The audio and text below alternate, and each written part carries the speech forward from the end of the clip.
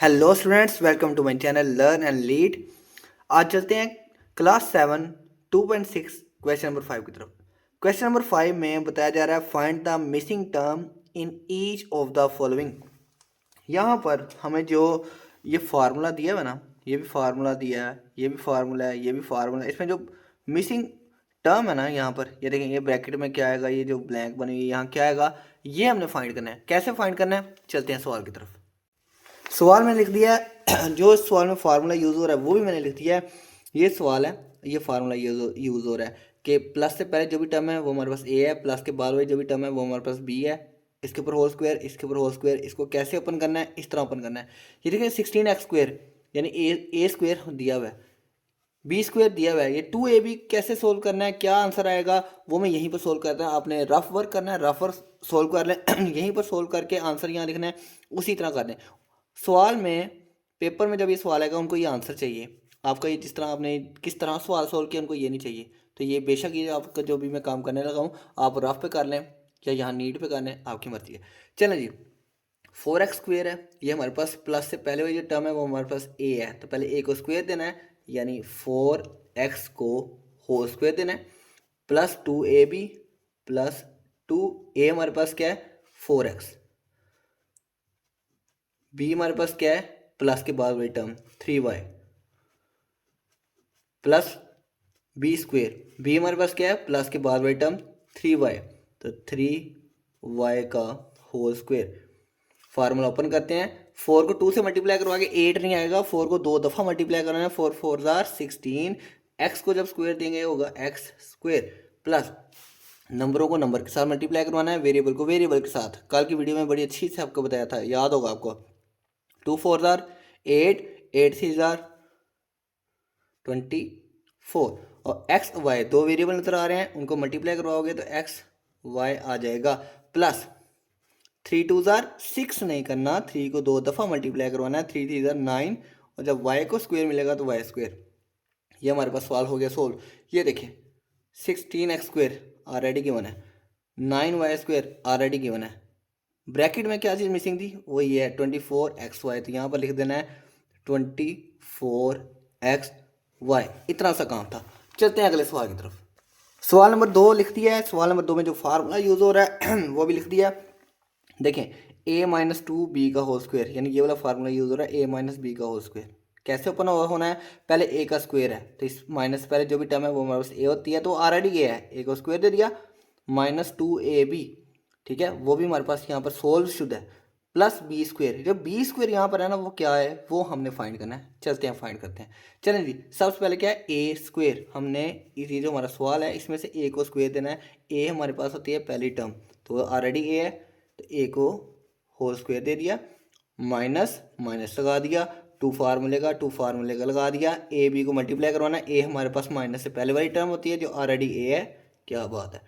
B हमारे पास minus के बाद वाली टर्म होती है जो है 2b, तो यहाँ लिख दिया 2b प्लस या प्लस b², बी हमारे पास माइनस के बाद वाली टर्म है जो है 2b, इसको दे देंगे होल स्क्वायर। जल्दी जल्दी ओपन करते हैं फार्मूला, सोल्व करते हैं।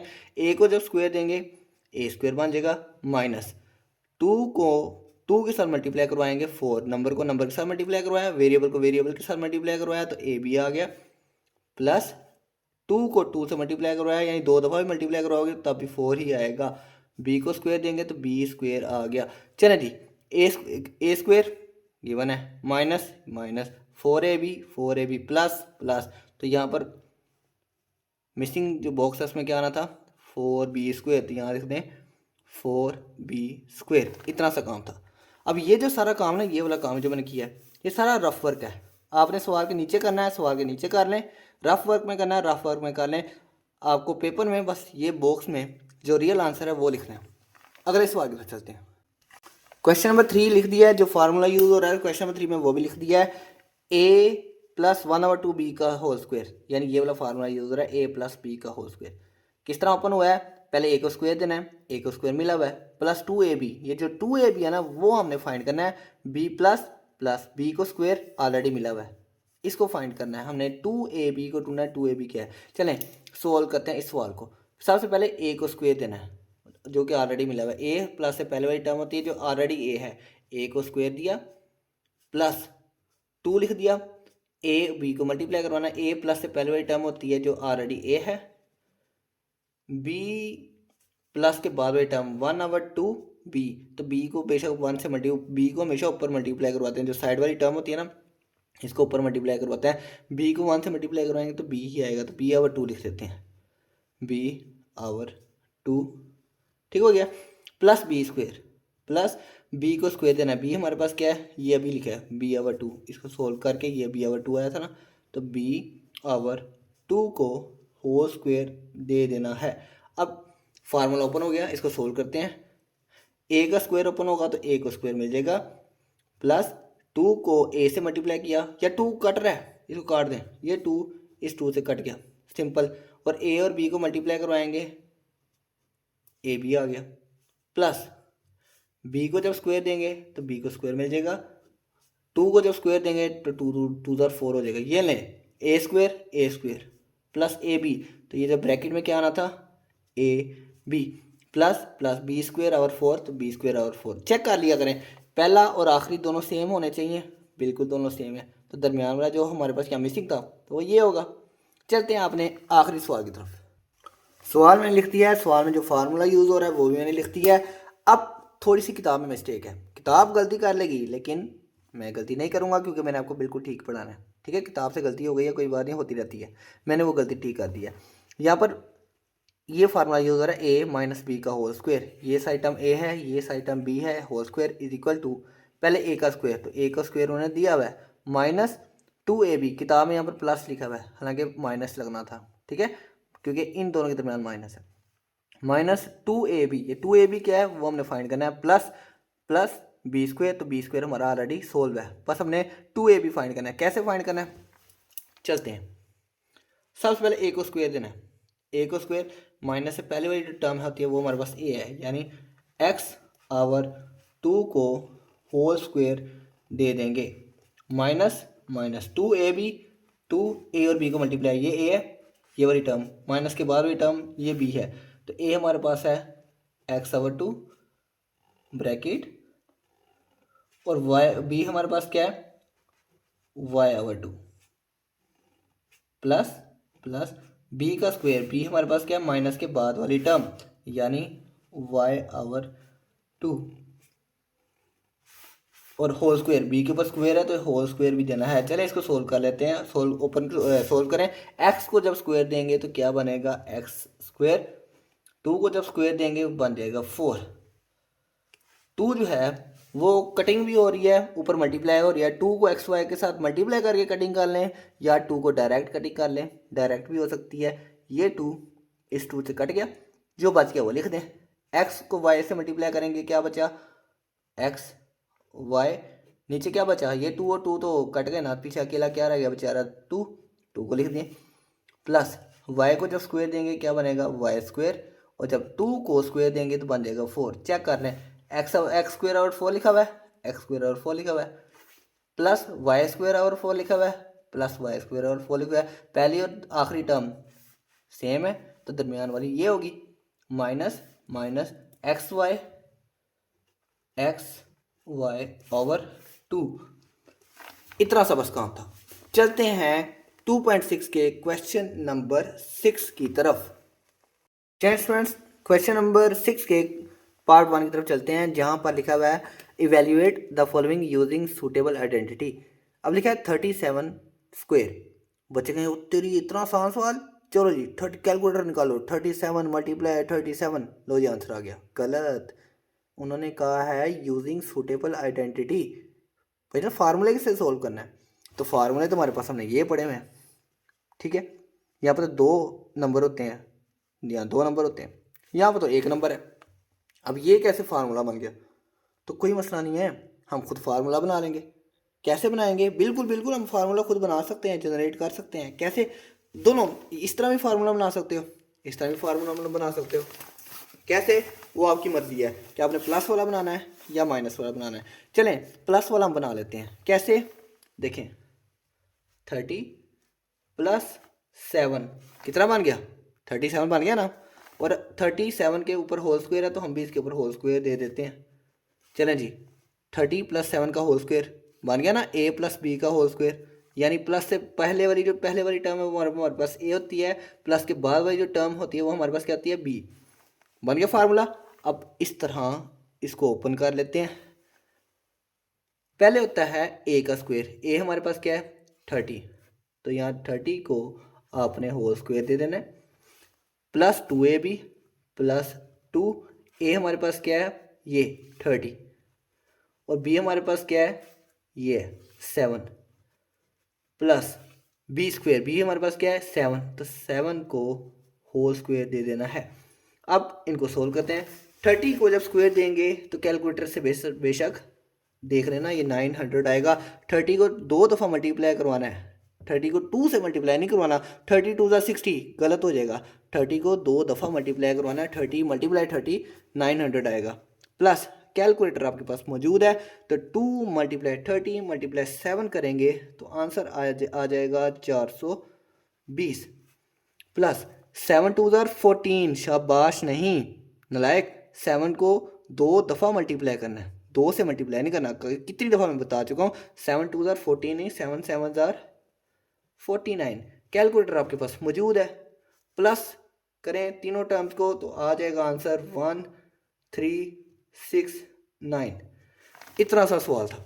अब चलते हैं अपने अगले सवाल की तरफ।